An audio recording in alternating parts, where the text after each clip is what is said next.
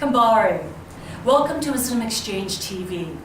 The Wisdom Exchange is a resource to help African women to learn, lead, and succeed in life, business, and community. It is a forum where women of all disciplines will be inspired by the achievements of African women in business, politics, philanthropy, and education. These are the women that are the change agents of Africa's companies, country, continent, and communities. They will inspire us to stretch our vision of what we can do and what we can be. New interviews and expert perspective blogs will be updated regularly with insights of women of today for women of tomorrow. Hello, my name is Suzanne F Stevens, producer and host of Wisdom Exchange TV. I'm also the founder of the Unite Excellence Foundation. Our vision of the foundation is leadership, advocacy, and education, with a mission to inspire, develop, and educate women in developing countries, particularly in Africa. As an inspirational speaker, a living coach, and a business leader and trainer, I am so proud to be here today to interview one of the most incredible women that I've met in Africa so far. And I want to introduce to you Joanne Mwangi. Our guest today is very special for many reasons, because if I spent this entire time telling you the award she won, you would see how impressive she actually is. But I'm just going to share a few of those with you. First, starting with, in 2010, she won the Entrepreneur of the Year. So we're going to learn a lot and gain a lot of insight.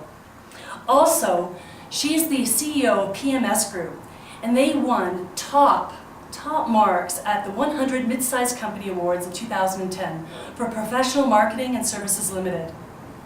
And they also won the Overall Pinnacle Award, Category Champion, and Service Industry. If that's not impressive enough, Joanne also won in 2010-11 the OWIT Award, which is the Organization of Women of International Trade, and she won Women of the Year. She is also the chair of Federation of Women Entrepreneurs Association, who provides affordable credit to women entrepreneurs. And I'm going to ask her some questions later on about women in Africa and entrepreneurs, so we'll get into that a bit. At PMS Group, Joanne has 52 employees at this location, 200 in 3 countries, and has had interns, thousands of interns walk through these doors, but she really enjoys the mentorship and really providing them with groundwork for business success.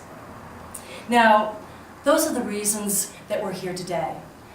Joanne has achieved so much, but we're not here just to talk about her achievements. We're here to gain some insights and strategies to what made her as successful as she is and what she's going to do with that success in the future. So please, let's welcome Joanne Mwangi. Thank you very much, Suzanne. Thank you. It's great to be here, and I enjoyed chatting with you so much the first time we met, so I'm really looking forward to gaining insight on some strategies for our listeners. Thank you, Suzanne. I think you're doing an inspirational job, and it is really exciting and thrilling for me to be able to share something that possibly could help somebody else, and also help me just talking to you and inspiring myself to move to the next level. Oh, wonderful, wonderful. So, tell us why you started PMS Group in the first place. It's very interesting that I come from an entrepreneurial family, so I grew up seeing my parents running different businesses. But as I went through the schooling system, I wanted a job where I was employed with a big title and a fancy office. And so I went gravitating into the large corporates. But even as I worked there, I kept seeing opportunities. And so finally, I was working as a category manager at Colgate-Palmolive.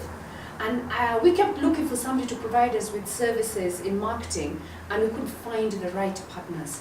And I realized there was a niche out there. And so I jumped ship, set up shop, struggled through the first 6 months, terrible struggle, and then finally found my feet. And I've been doing that for the longest now, about 16 years. Now, 6 months isn't a long time for a struggle for an entrepreneur. I have to tell you, that's not very long. As an entrepreneur myself, I know it can take a lot longer than 6 months. That is true. So tell us, how did you build PMS Group? Initially, it started with me doing very basic work, which entailed running in-store promotions. This is when you get these little girls, beautiful girls in the stores who stop you and tell you, would you like to try this, would you like to try that? Mm-hmm. And that would be the service that I would provide to our customers, who would be the multinationals who had products that they wanted to sample. But as we went on, I realized that our clients had broader needs than just that. And so we kept expanding the scope of services and also our geographical reach. Now, as you say, 6 months is a short time to break through, and I think I was one of the most fortunate people in that way. But by the time I was getting to the 6 months, I'll tell you I was flat broke. Because I hadn't predicted that I wouldn't jump out and immediately start doing well. Because I think when you're in employment, you get your salary every month, and you assume somehow your salary will still come when you stop working. So that was one misconception that I had. So it was really a wake-up call for me to be flat broke. And secondly, I assumed that all the friends and acquaintances that I had made in my professional assignments would support me now that I was out there. But I was really surprised that it was the people that I approached afresh that actually gave me business. So I think those are also key lessons for anybody starting out in business. It takes a while. You know, I've got shivers when you said that, because a lot of people think their friends and their family are going to be their support. And they are emotionally the support. They are not financially the support. That is quite correct. And the people that come, I call them the tertiary people. Mm-hmm. The people that are 3 removed from you tend to be the ones that provide the most support financially in the long term. In fact, absolutely correct, because it was total strangers that gave me my biggest breaks. Isn't that? Mm-hmm. So And I think that's really profound, because it just Yeah. says there's so much more to networking than what you think it is. We always assume that our closest and dearest are the ones who, you know, give you that break. It's not necessarily right. which is a great case for social media. Fantastic. Yeah. Yes. You know, as a winner of the year, what would you say was the key skills and traits that got you these fantastic awards? Suzanne, first, we were pretty surprised when we won. I was so overwhelmed, I couldn't believe it. But I would say that 2 years prior to winning, we'd come out number 23. And so when we came number 23, I took the trouble to go and sit down with the experts who'd evaluated my company and ask them, what is it that we're doing right and what is it that we're doing wrong? And I would say that is really what made the difference, the fact that I bothered to find out. And so they explained to me that we were running a successful business, we were doing things right, yes, but I needed to give greater focus as a CEO to the financial management of the business, to look at top line and bottom line, what's happening in the middle, not just to focus on top, bottom, you know, what's happening in the middle, where do we have leakages, where can we make more money, where can we tighten our belts and perhaps, you know, get better margins and all. And once we focused on that, one of the things that came out straight away is that we needed to enhance the productivity of the team, because then the team could do a lot more instead of us hiring more people every time there was a new assignment. And so as a result of focusing on the financials, the result was that when we were evaluated next, we had tremendously improved. So I would say the key area was really the financial and human resource management. And I think that's a success to any business. Yes. And the two toughest things too, And the isn't two it? toughest things. But somehow you'll be surprised that I hadn't given much focus, particularly to the finance and the human resource, because I'm a marketer. I want to be out there chasing the business, working with the clients, making sure things are done. And you know, the financials are sort of like a by the way. It's almost like, can we pay salaries? Oh good, we're doing great, you know? And then you don't really sit down and realize that there's so much more you could do better. And so that really refocused me. And as for the human resource section, I sort of was running the business, assuming that my vision was everybody else's vision. And so just the realization that the team you're working with has got personal goals, and so how can you work with the people in a way that you fulfill the organizational goals at the same time supporting the access to their personal goals. So a little bit more focus on the people as people. So that has really been a great impact on me as a person. You know, Joanne, we could stop the interview right now, and I think you've given about 10 incredible entrepreneurial tips that make successful people like yourself. Thank you, Suzanne. And it's so nice to hear, but it's an evolution, isn't it? You don't know this. You don't know this right out of the get-go. It is. And I think that's a critical thing also, accepting that as an entrepreneur, it's a learning process. I'm still learning, and everybody keeps learning, you know? And I think as long as you accept that you will keep learning, you're good to go. So with that learning, what would be some of the biggest challenges that you've had in 16 years? One of them could have been finance, as you mentioned, and the human resource element.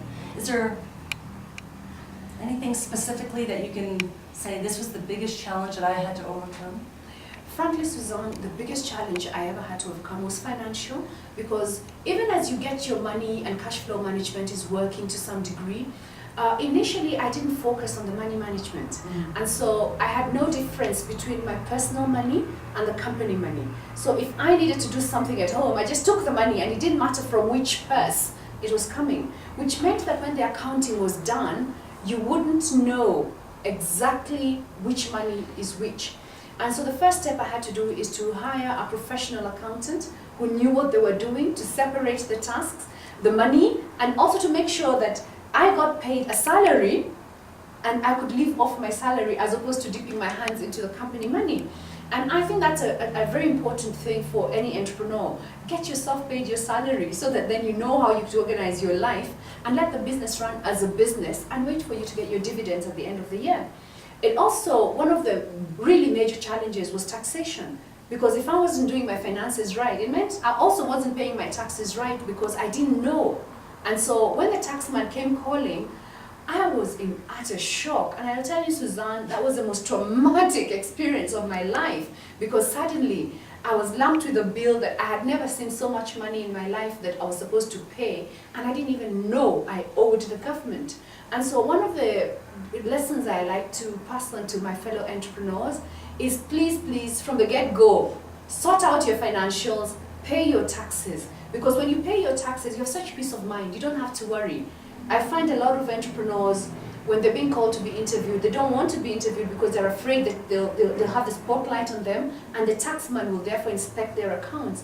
I feel fantastic that I don't care for that, because I know the taxman can inspect all they want, there's nothing to worry about. So I think that's one of the greatest comforts that an entrepreneur can have. Absolutely. I'm sitting here listening and thinking, you have your taxes in line right now because you know this is going to be. Oh yes, oh yes. That was a decision I made about, I think it was 6 years ago. Yes. And I said, you know what? I'll never want to have to worry about taxes. Yeah. How do you measure success? It's obvious that you've had a lot of success. So how do you actually measure that success? Okay, there are two levels. I would say for me, as a CEO of professional marketing services, I look at it from the basis of the numbers. That's the profitability ratios, return on investment, shareholder value. That's how I'll measure it. But for Joanne, as the individual, as the entrepreneur, I look at it in terms of how sustainable is my business? Can it outlive me?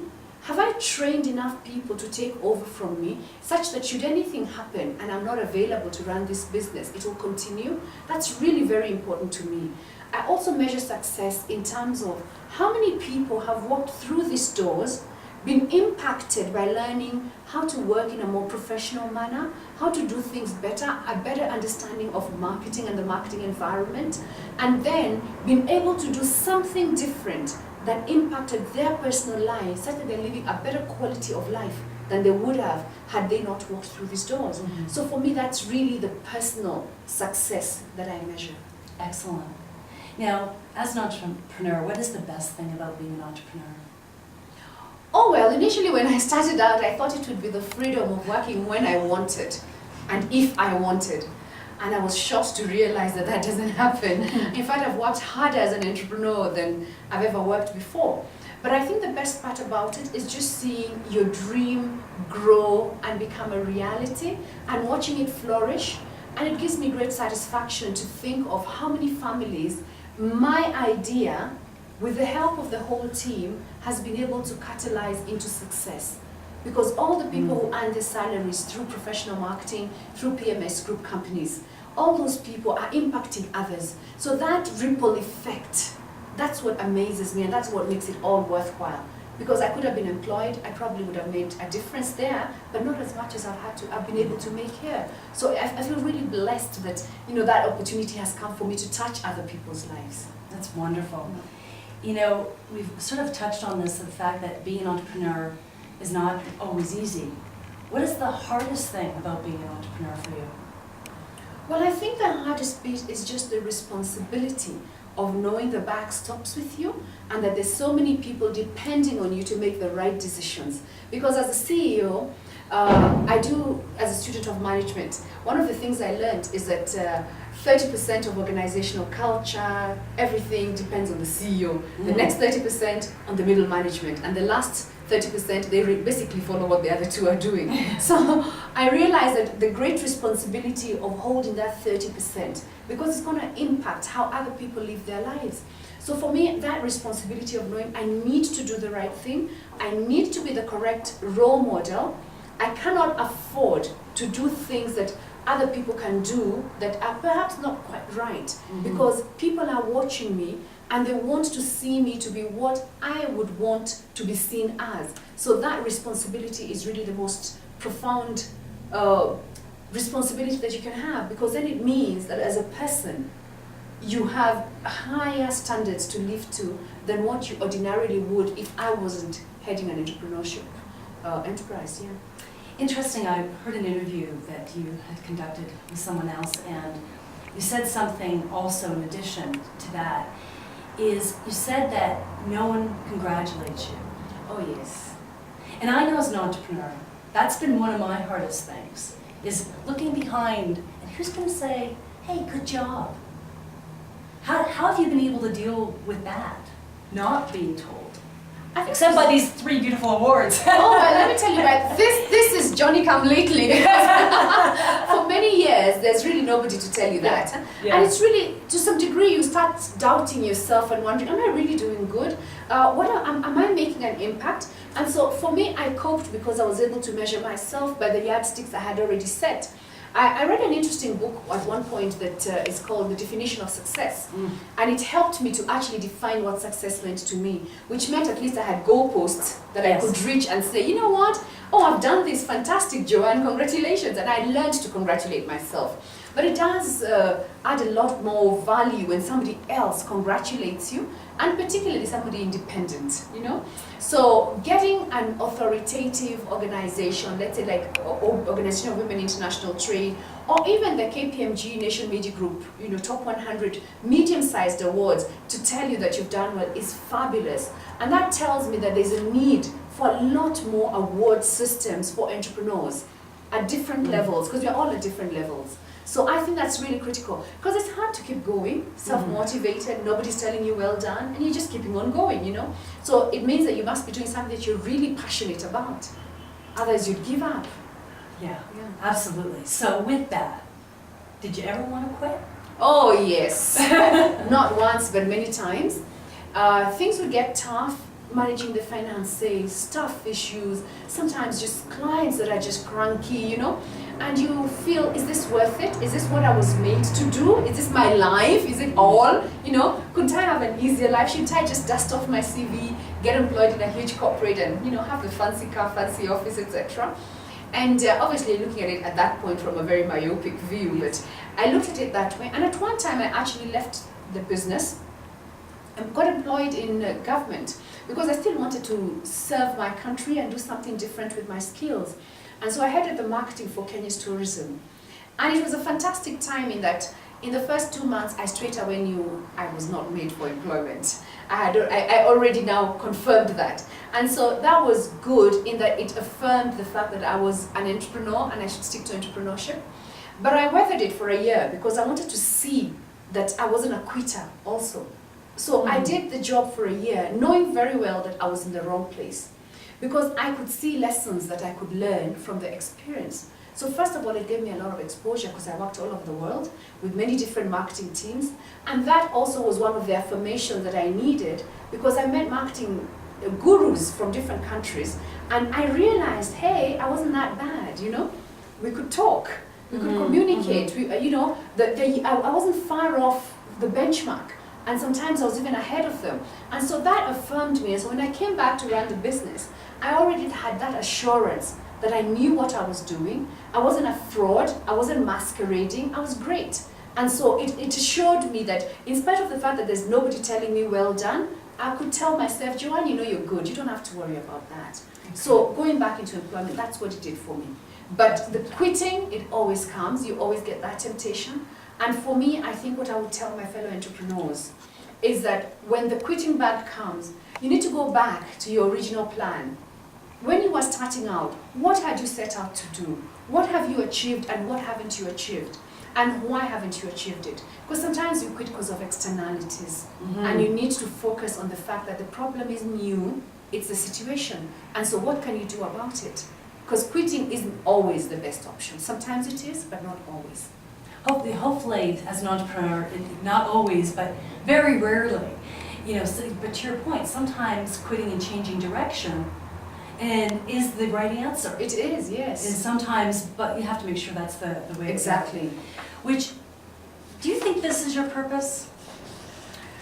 Oh, let me tell you, Suzanne, I keep wondering about that one because I enjoy doing the marketing work. I love my job as PMS CEO, but I feel that I'm also called to do greater good in a different line.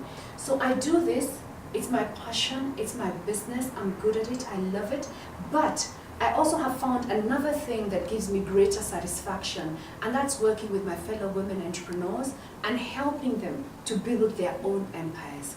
And I would say that's my greatest calling. I thrive on just working with women in business. I want to come back to that piece. I want to park that for a moment because I wondered if that was one of your passions. It is. I'm going to go to the edginess segment, and we're going to regroup about the women entrepreneurs and what you'd like to do there.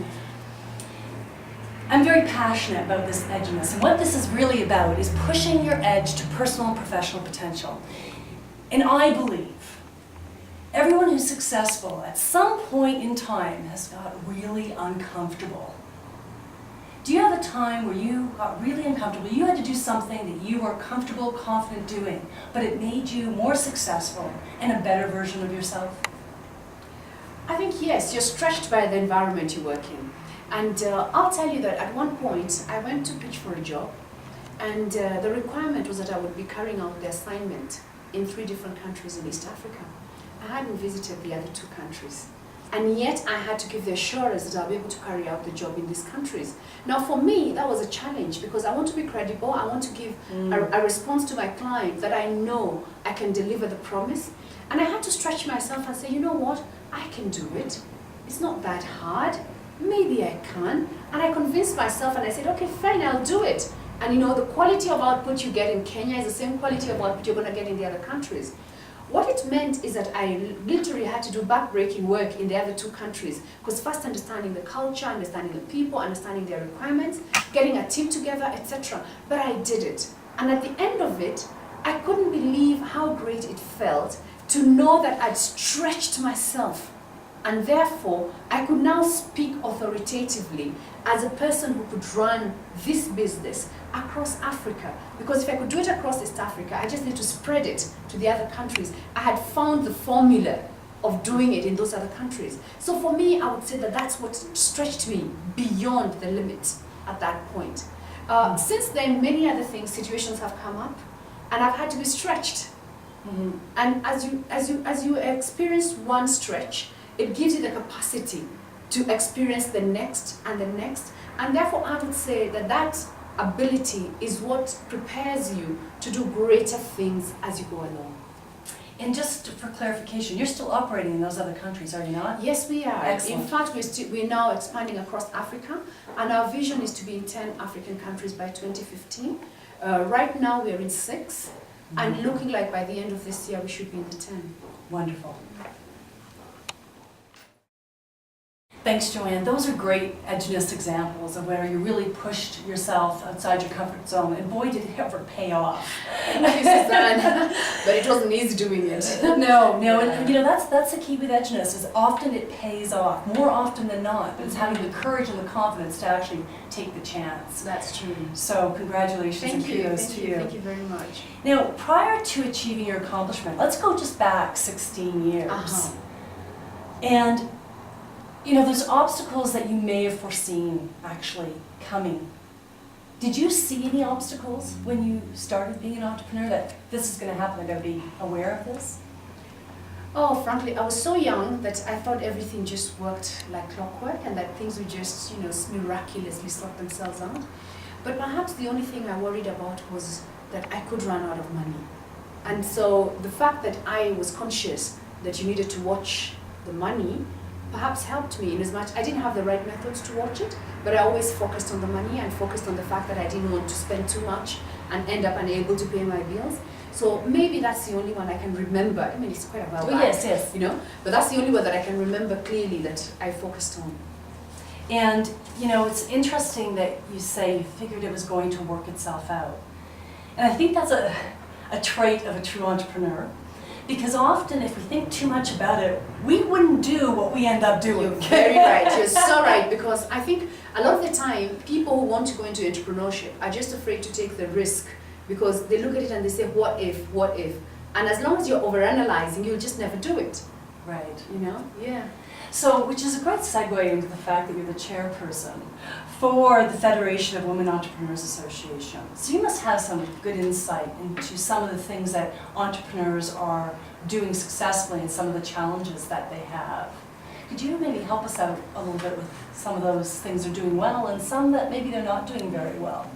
I'll tell you, Suzanne, that working with women through the Federation of Women Entrepreneurs Associations, first and foremost puts me in touch with women across the whole country. Mm-hmm. So you're dealing with women at very different levels because obviously women in business are not homogeneous. And one of the things I have come to realize that every woman in business, virtually all of them, one of the biggest challenges is access to information. They want to find out so much about so many different things, but there's no one place that they can access this information. And this is where the internet comes in terms of making it very easy for people to access information, but the resources need to be put in there, which is why having online segments, just what we're doing here, is so important because then a lot more people will learn about the different things that are going on. One of the other challenges we found is that women's access to finance. As you know, in the African context, for a lot of women, they don't own land. Mm-hmm. In fact, in Kenya, it's only between 1% to 2% of land that's owned by women. And yet for you to borrow money from the bank, to take a loan, you have to give some collateral, and usually it's supposed to be loaned, a title deed or something. So these women can't access the loans. So coming up with interventions that will help them to access credit in one form or the other, whether it is as groups, self-financing groups, or they put the money together, one person is assisted, then the next round they help somebody else, whichever forums that you come up with, that's one of the greatest needs in this market. And I think that is an area of intervention for women entrepreneurs that is really critical if women are going to go ahead. The final area I would say is really lack of confidence.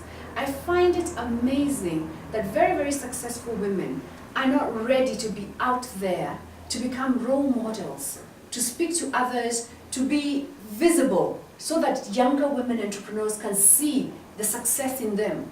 I'll tell you frankly that for me, I saw women ahead of me who are doing great things, and I said, if she can do it, so can I. And I also came from a school where in my socialization, we were always told, anything a man can do, you can do better. And so my mindset was already geared to the fact that I could do it. Now, for a lot of women entrepreneurs in Kenya, that's not the mindset. So they lack that confidence. And I think it's very important for women to get engaged and to build up that strength, that confidence, because then they'll also be able to engage policymakers and therefore shape the business environment. So that's the work that we're doing as the Federation. I have two very personal questions to ask you. Sure. And I think they are very appropriate, particularly after some of the insights I've received recently being in Kenya. One, did you own land when you started your business? I actually did not own any land when I started my business. I was too young to have bought any, and I had been in a job where I couldn't take a loan that could buy me land. And particularly if it was to inherit land, typically in Kenya you'll find that by the time you're inheriting, it's when your parents pass on. And I'll tell you, my dad passed on last year at 92, so the wait would have been very long. So there's no possibility of me having had land then. But I'm even one of the lucky ones that there was the possibility that my dad could have left me some. Now, the legal environment right now allows for that, but previously, the cultural environment and the legal environment worked against the woman. And so right now the environment is different. And I come from a culture where at least I could have owned land. For a lot of women, the culture just doesn't allow them to own land. So where did you get the financing to start? For me, I started off with savings. I'd saved quite a bit of money as I was working in corporate life. And that's what ran out very fast. And then when I started the business, because the money ran out before I got my first contract. So when I got my first contract, I had no money to actualize it. And so the first thing I had to do was borrow. And I borrowed from friends and relatives. I tried borrowing from the bank, but the banks asked me for so many different things which I didn't have. So had I not had friends and relatives who first and foremost had the capacity to lend me, and secondly, the faith in me to give me the money, this business wouldn't exist. So access to finance is actually critical for the success of entrepreneurship and women's economic development. You know, and you mentioned the finance, you mentioned the confidence. And only because I was in a group of, I would say, a few hundred women recently. And I wonder your perspective on this. A lot of women didn't have the desire. So that wasn't there. And the man had to be the breadwinner in Kenya. That's the way things are done. Do you have any thoughts on that? I would say those are sociocultural norms. And you see, the way you raise a child impacts greatly on the values that they hold. So if they were raised to believe that the man would be the breadwinner, then they sort of gravitate towards lacking the desire to really achieve that much. It's also in a way seen as negative for the woman to be the go-getter, because it sort of implies that then your husband is incapable of taking care of you. And I think those are the norms that we need to work on, because I think it's important for everybody to live their best life, whether you're female or you're male, and to achieve your full dreams. So for the girl child, I would say it's just to allow her the possibilities. If she wants to be a housewife and for the man to be a provider, that's a choice. And I have no problem with that choice. But I think if she wants to run her business, that should also be a choice. So I think it's just allowing the space for people to make those decisions. But I agree with you that the lack of desire is fundamental and actually has shaped a lot of the economic landscape of Africa, because if you start off without the desire, then you'll never do anything. And then you'll just be waiting to live off one salary. And with the changes in the economics of Africa, you need a lot more money to raise your children, particularly if you're having children. And you were saying, you know, this is where your purpose may lie in the future. And where do you see the girls or women that could have the biggest impact in developing and shaping Africa, Kenya particularly? I think that we need to look at the girls who are right now in high school, starting off from around 14 years to 25 years university, because these are the people who are not yet fixated in their mindset. And we need to talk to these girls, we need to impact them, we need for them to see the possibilities that there are in living a different life. Maybe the same life that their parents lived, maybe a different life from what their parents lived. So it's really to give them the exposure to different types of living. And I think this is where it's very, very important that we get the young people exposed to different ways of life.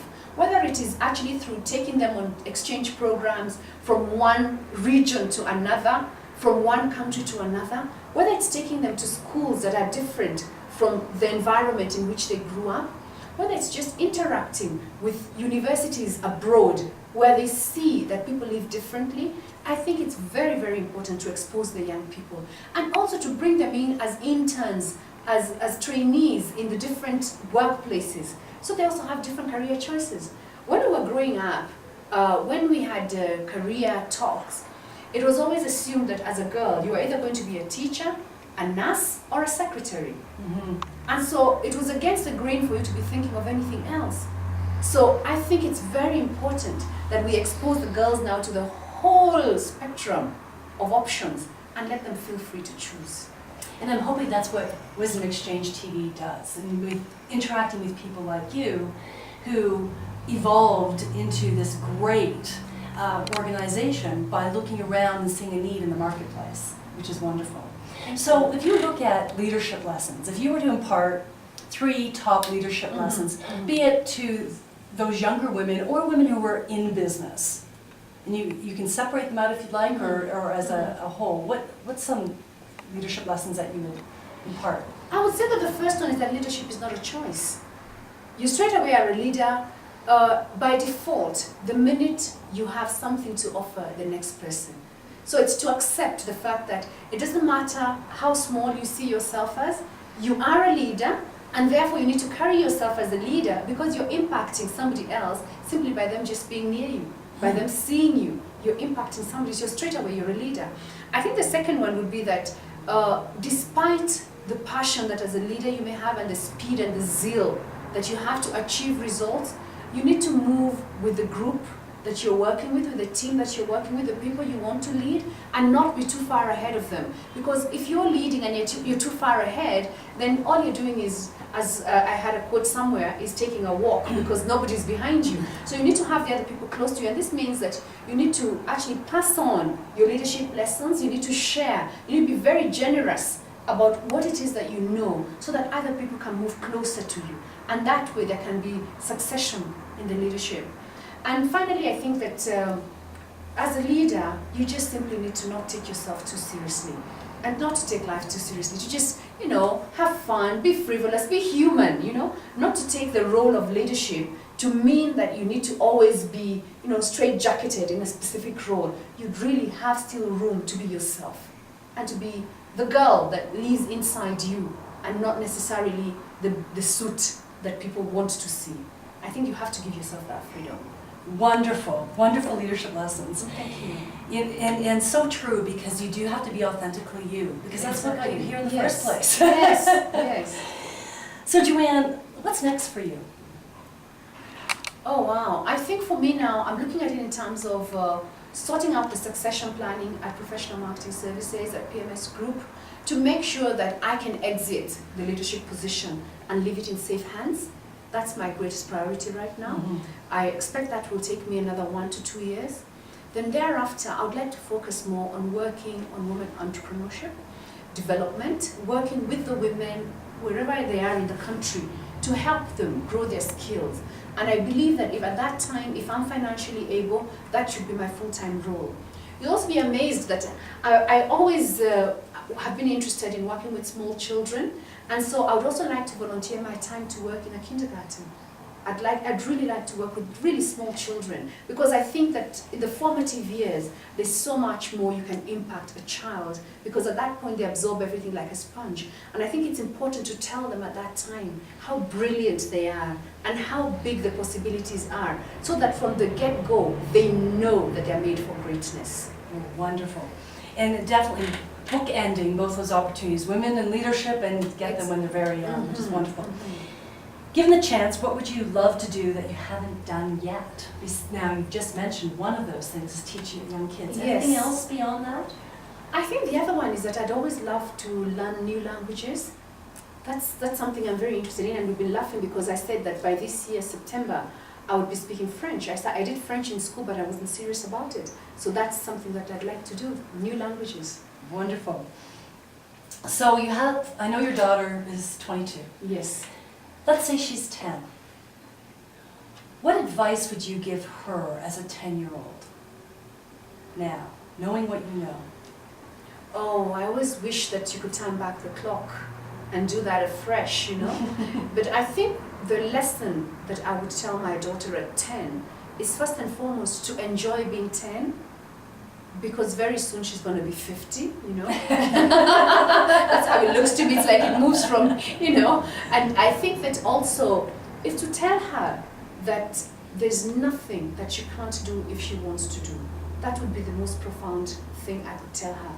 That she's wonderful and she can do anything. And I do hope that I still have told her those same things, maybe later than I could have, but I think that it's very, very important to tell them the possibility to dream and to do anything they want to do. I wouldn't try to straitjacket her as I did then into certain career paths. I would leave her free to do what she wants. And what do you wish someone told you when you were that age? I actually wish they talked to me a lot more about life skills, not just career. Because I think at that time the focus was so much on me getting a good education, getting the right grades, getting into the right job, that I didn't get as much of learning of how to interact with other people, particularly when it came to personal relationships, you know, when you start getting married, that lesson didn't come early enough. And I think that it's very important for those lessons to be given at the earliest stages.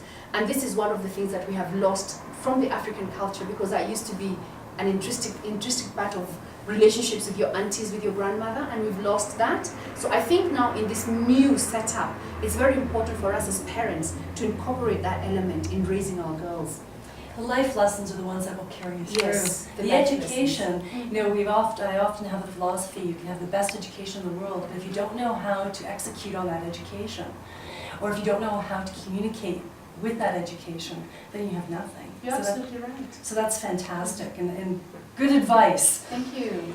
Now, if you had a magic wand, personally or professionally, is there one thing that you would say, I would definitely do this differently now?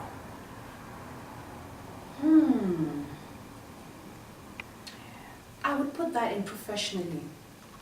And I would say that I would have hired more people earlier, and I would have dared to grow into the region faster than I did.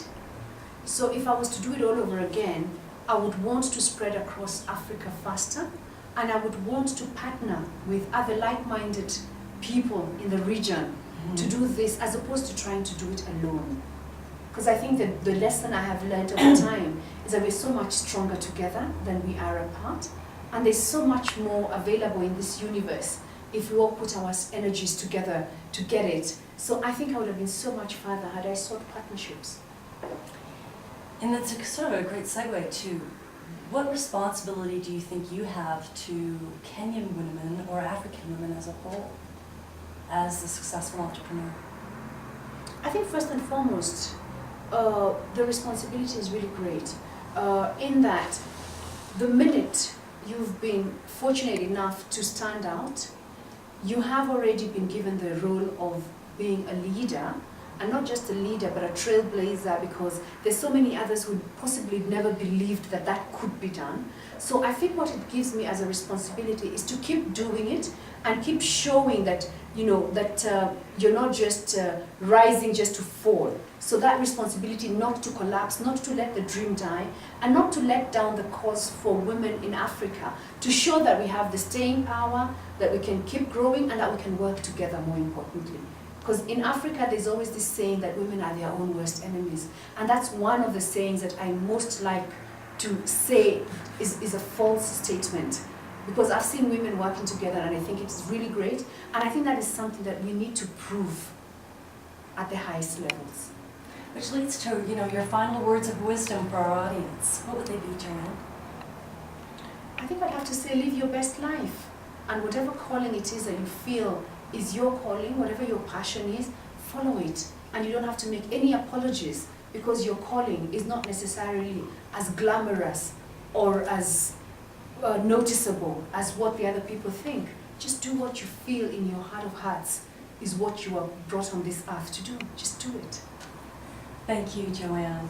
Thank you, Suzanne. Thank you so much for those words of wisdom and the insight that you brought to our audience today. We have had a great 45 minutes speaking with Joanne Mwangi, CEO, PMS Group, and true inspiration. And I cannot thank you enough for being part of this. Thank you very much. Please do join us. And as we go forward, you will see a new interview every week, Tuesday mornings at 10 o'clock. So please do check into wisdomexchangetv.com, and by all means subscribe so that you will not miss one of the interviews that we're conducting all over Africa. My husband Michael Ginrick is producing the show with me, and we are traveling for the next year throughout Africa looking for women just like Joanne who've been real trailblazers and leaders in their field, who have done something of substance that can help educate women leaders of Africa. So please, if you know somebody, please email us at info@wisdomexchangetv.com. And if it's you, we'd love to hear from you as well. In the meantime, if you go to wisdomexchangetv.com, or SuzanneFStevens.com, sign up for Edgeness or subscribe to Wisdom Exchange. And when we're in your town, you may win an opportunity for presentation coaching, a true leadership skill that will take you to the next level, which will be conducted by myself. My name is Suzanne Stevens, and I part from you today with my words of wisdom, which are, I hope you have the courage to push your edge to your personal and professional potential. Thank you for joining us.